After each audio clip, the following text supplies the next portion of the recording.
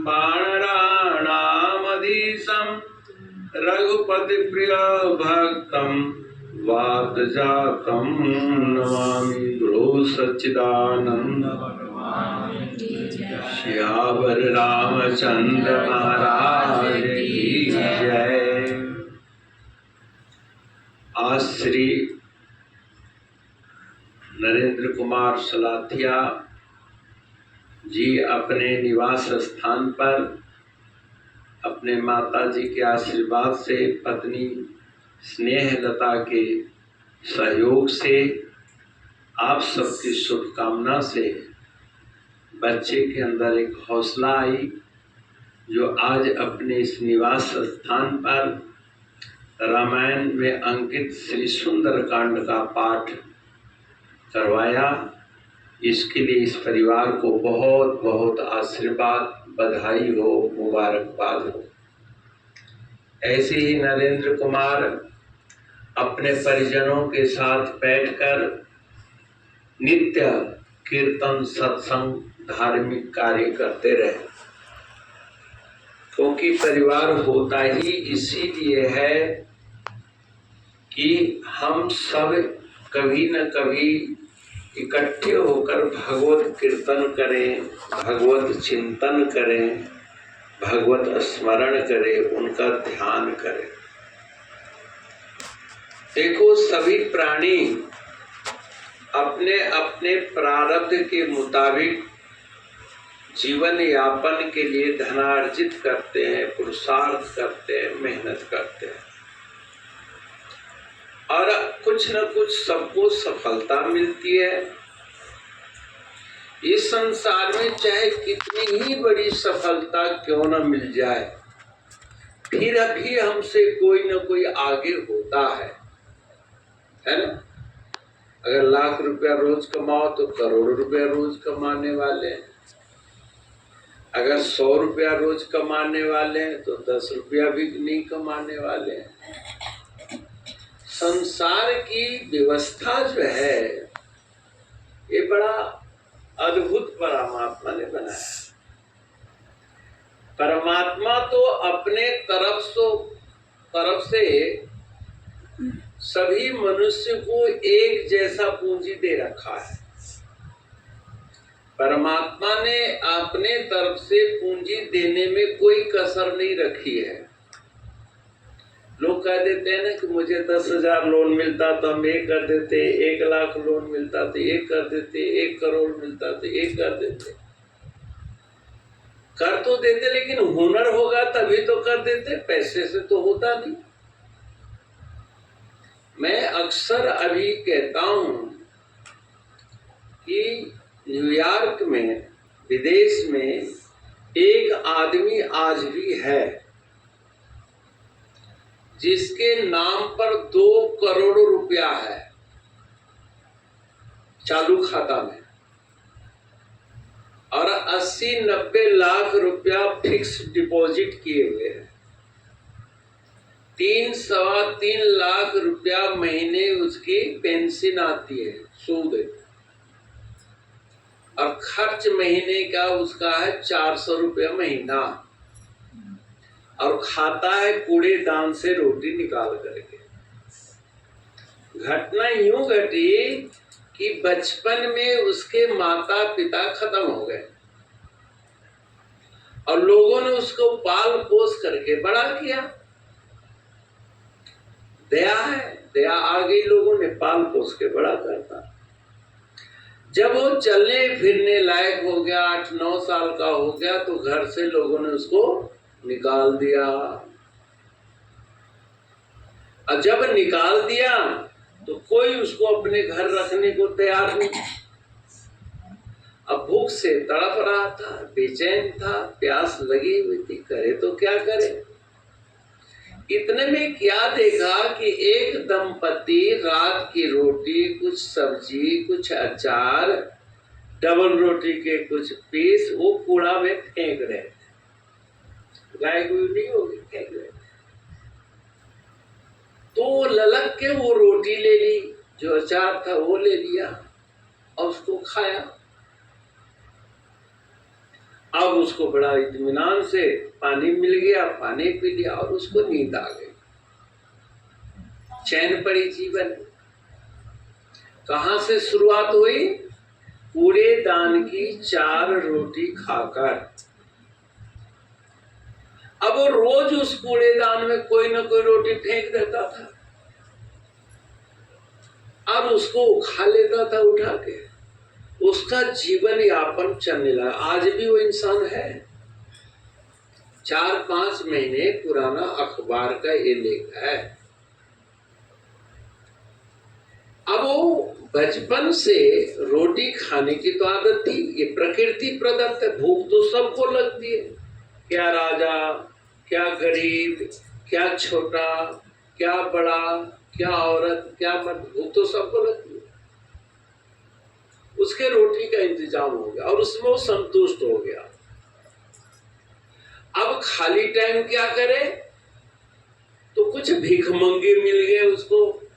बोले बेटा इधर उधर घूमता है तो राम राम कर, और जिसके दिल में दया आएगा 5 रुपए 2 रुपए 1 रुपए डाल देगा तेरे जेब में। और उसको धीरे धीरे पैसे चढ़ने लगे।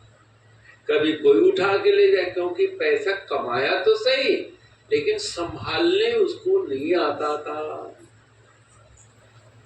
किसी आदमी के दिल में दया आ गई तो उसका बैंक में खाता खुलवा दिया। बोले रोज भिक्षा मांग और इस खाता में डाल दे। रोटी के इंतजाम था ही, पैसे इकट्ठे करता करता करता 2 करोड़ से भी ऊपर हो गया और 80-90 लाख फिक्स डिपॉजिट है।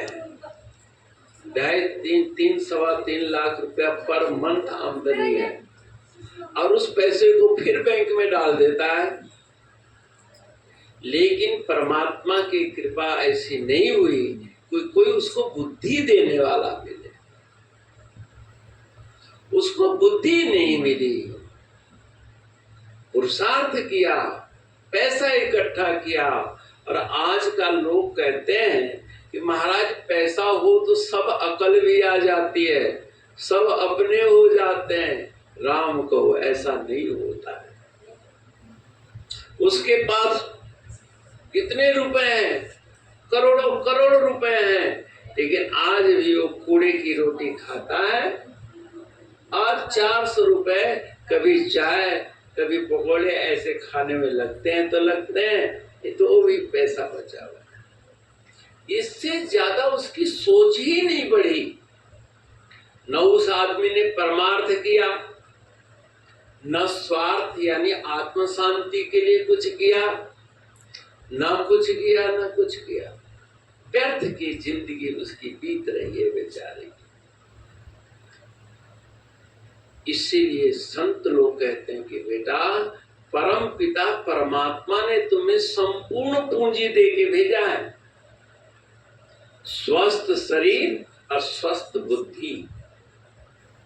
मान लो तुम्हारी शरीर में बहुत खूबसूरती है, बहुत तंदुरुस्ती है, लेकिन बुद्धि नहीं है, तो पागल की तरह गलियों में घूमते हैं कि नहीं बहुत लोग।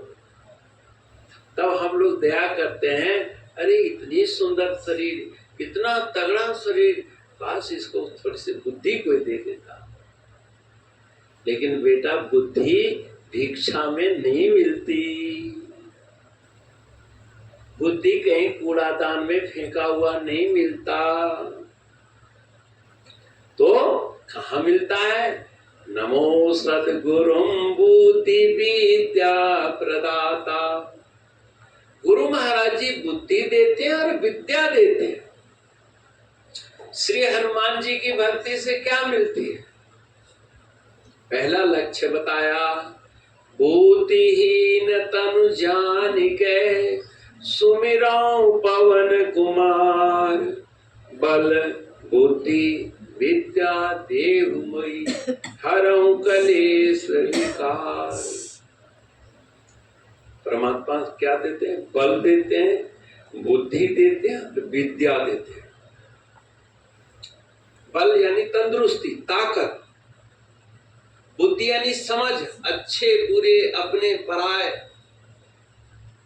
बुद्धि होगी तो तुम लोभ में नहीं फंसोगे, बुद्धि होगी तो आपा नहीं खोगे, बुद्धि होगी तो कभी नर्वस नहीं होगे, बुद्धि होगी तो कभी घबराओगे नहीं, है ना। बुद्धि का क्या फायदा होता है? जैसे बच्चे कई दफा असफल हो जाते हैं तो हम लोग ढाढ़स, कोई बात नहीं बेटा, घबराना नहीं, अगले साल अच्छे नंबर से पास हो जाओ। तो उसके बुद्धि को टिकाना, किसी को धीरज देना, जिगरा देना, ये बहुत बड़ी काम है। और ये काम श्री हनुमान जी करते हैं, बल भी देते हैं। अब हनुमान जी की अंदर इतने बल कहां से आया? फल फ्रूट से आया, कंद मूल से आया। उन्होंने कभी अंडा, कभी मछली, हनुमान जी के जीवन में आता है कहीं? कहीं नहीं आता, कहीं नहीं आता है। और इतने बुद्धिमान है कि सबको बुद्धि दे रहे हैं, लेकिन आज तक उनकी बुद्धि खत्म नहीं हुई। संसार में पैसा खर्च करो तो कम होता है, लेकिन बुद्धि को जितना बांटो उतनी बढ़ती है। आश्चर्य है। अब भगवान को क्या चाहिए? बल और बुद्धि चाहिए। जब परमात्मा को बल और बुद्धि उनकी भक्ति में, उनकी सेवा में, उनके सुमिरन में लगाओगे तो उस बुद्धि का विकास होगा। अभी अभी थोड़े दिन पहले हिमाचल में एक जगह भागवत कथा चल रही थी, कोयल, शायद देखे भी होंगे तुम लोग। तो सुबह 4:30 बजे 60-70 माताएं प्रभात फेरी करके वो मेरे पास आई। बरामदे में बैठे थे, बगल में कनक बिजी हुई थी। वहां बिल्ली बड़ी बुद्धिमान थी, समझे? बहन जी देखी कि एक बिल्ली को खाने से रोटी ज्यादा हो गई, रोटी दे देते थे। और कुतरू थे, कुतरू छोटे छोटे, बड़े बुद्धिमान थे। 2-3 रोटी ले जाके खेत में, नरम नरम मिट्टी थी, ऐसे पैर से खोद के गड्ढा बनाया, रोटी बीच में डाल दी, ऊपर से मिट्टी डाल दी। ये देखी हुई बात है, अभी 1-1.5 महीना पहले की बात। फिर हुआ कि शायद वो भूल गई हो, शाम को देखा तो वहां रोटी थी ही नहीं, खा गई। जब भूख लगी तब खा गई। जैसे हम लोग फ्रिज में रख देते हैं, निकाल के खा लेते हैं, वो उसका फ्रिज था धरती। फिर हमने उन भक्तों से कहा, देखो बेटा, तुम, हम परमात्मा को अपनी बुद्धि बीजते नहीं है संकल्प से, इसलिए बुद्धि की बरकत नहीं है हमारे पास। हमने कहा ये गेहूं के दाना जिस किसान ने बीजा है, गौर करो कि किस रंग का गेहूं बीजा, किस साइज का बीजा, वैसे ही इस फसल में है कि नहीं? और एक दाने की जगह सैकड़ों हजारों दाने हैं, क्योंकि गेहूं की कई सीटें निकलते हैं और हर सीटे में 100 के लगभग दाने लग जाते हैं, एक ही सीटें निकल। अब जो है, हमने कहा जिस रंग का गेहूं मिट्टी में मिल गया वही दाना निकलता है कि नहीं? रंग रूप में कोई फर्क होता है, लेकिन एक से अनेक हो गया, हुआ कि नहीं? ऐसी तुम जितने अच्छी बुद्धि, जितना अच्छा मन, जितने अच्छी विद्या, जितना अच्छा धन तुम धर्म में बीजोगे, उतना वो फलदायी होगा। जगत मजदूरी देत है तो क्या राखे भगवान। अरे संसार वाले भी मजदूरी नहीं रखते, पृथ्वी माता भी किसी के किसान की मजदूरी नहीं रखती, तो क्या परमपिता परमात्मा ही तेरी मजदूरी रोक लेगा?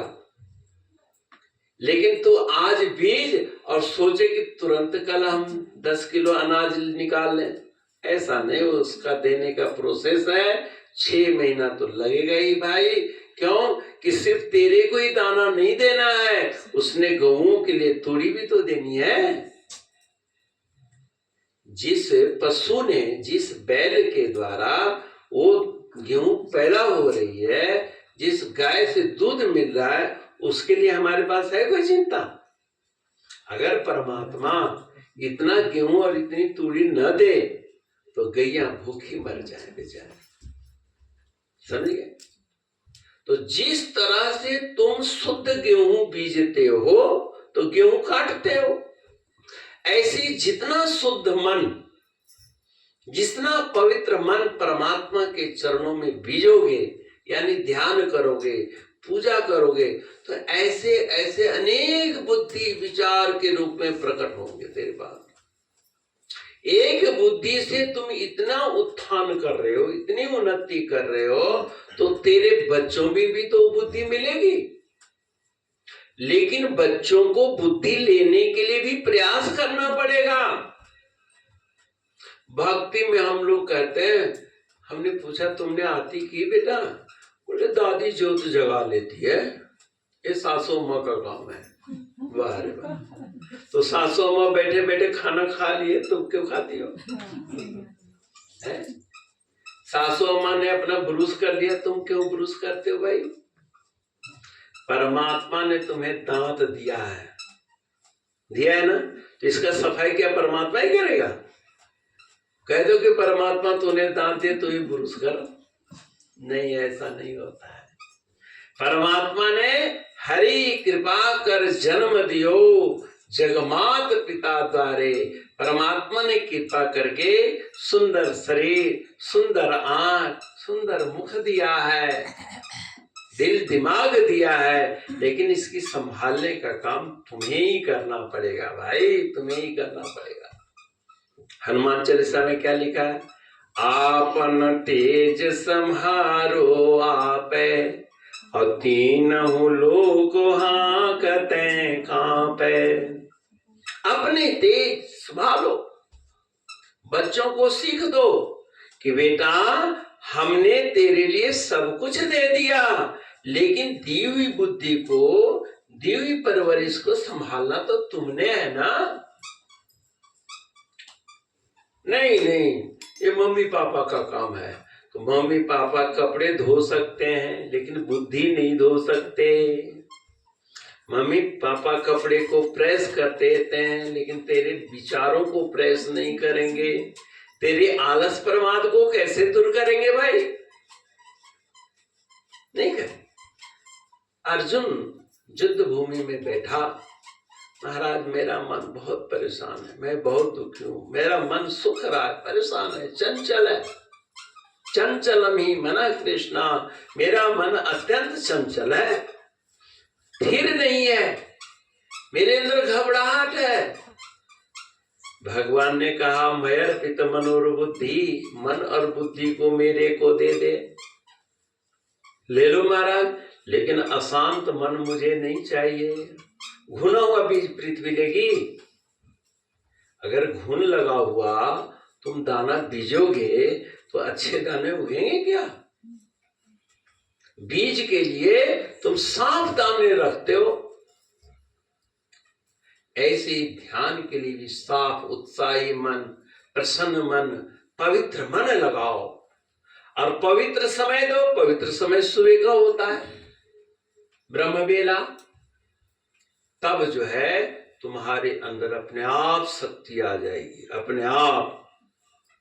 और इस संसार का वृक्ष हरा भरा रखने के लिए हर पौधे को अपने जड़ से पानी लेना पड़ता है।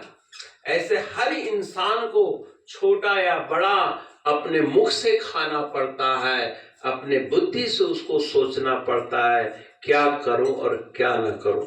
तो ये सारा ज्ञान आपको श्री हनुमान चालीसा के पाठ से मिलेगा। इसलिए हर नर नारी को चाहिए कि रोज श्री हनुमान चालीसा का पाठ करो, अपने बच्चों से करवाओ, और हो सके तो कभी गुरुजनों के सन्मुख बैठ के उसका अर्थ पूछो, अर्थ समझो। जब अर्थ समझोगे तो तुम्हारी ललक होगी करने की, है ना। जिस चीज की महिमा जानोगे वही तो करोगे। इसलिए आज शाम को हमने बच्चे और सियाने दोनों के लिए एक संयुक्त कक्षा लाभ रखा है 1 घंटे के लिए, 3 से 4 बजे तक। 4 साढ़े 4 बजे हम यहाँ से प्रस्थान कर जाएंगे। तो ज्यादा न कहता हुआ पुनः श्री नरेंद्र जी बेचारे हमेशा हफ्ता 10 दिन में दोनों प्राणी फोन करेंगे, और वो नटखट अभी से फोन करना सीख गया है। हाँ ऐसे करता है ना। तो हमको अच्छा लगता है, बच्चे याद करते हैं। तो आप लोगों को भी गुरु महाराज जी मंगल कामना दे, परिवार खुशहाल बसे, और सबके लिए मैं शुभकामना करता हूँ। और आप लोगों की कमाई में सात्विकता है, क्योंकि तन मन धन मिलाइए परमार्थ के लिए, मिलाइए स्वार्थ यानी आत्म कल्याण के लिए, मिलाइए संसार के विकास के लिए। और नहीं करोगे चार तो अंत में दान भोग नाश। प्राप्त वस्तु की 3 गति होती है, चाहे वो शरीर की ताकत मिली हो, चाहे धन की ताकत मिली हो, चाहे समझ की ताकत मिली हो। पहले उसका भोग यानी इस्तेमाल करो, अपने खाओ, दान करो, प्रयोग करो, किसी के हित में बुद्धि लगाओ, खाली अपने स्वार्थ में मत लगे रहो। और नहीं करोगे तो अंत में बुद्धि का भी नाश हो जाएगा। और धन का जहां तक प्रश्न है, तो मैंने अभी सुनाया, वो न्यूयॉर्क विदेश में आज बंदा है, करोड़ों करोड़ रुपए उसके पास है, कमाने में कोई कसर नहीं है, लेकिन बल नहीं है, बुद्धि नहीं है, समझ नहीं है। वो पैसा से पैसा बढ़ा तो रहा है, लेकिन उसका सुख उसको नहीं मिल रहा है। इसलिए मनुष्य को परमात्मा ने देव दुर्लभ तन दिया है, इसका सुख प्राप्त करो, इस बुद्धि का लाभ उठाओ, बच्चों का आनंद लो, बच्चे का विकास और आपके संपूर्ण समाज के विकास के लिए, परिवार के विकास के लिए मैं एक शुभकामना करता हूँ और खूब ढेर सारा आशीर्वाद देता हूँ। फलो फूलो महान बनो। ओम पूर्णमदः पूर्णमिदं पूर्णात् पूर्णमुदच्यते पूर्णस्य पूर्णमादाय पूर्णमेवावशिष्यते। ओम शांति शांति शांति। आरती की थाली उठाओ बेटा, जाओ माता को भी बुलाओ। कहाँ है सब लोग?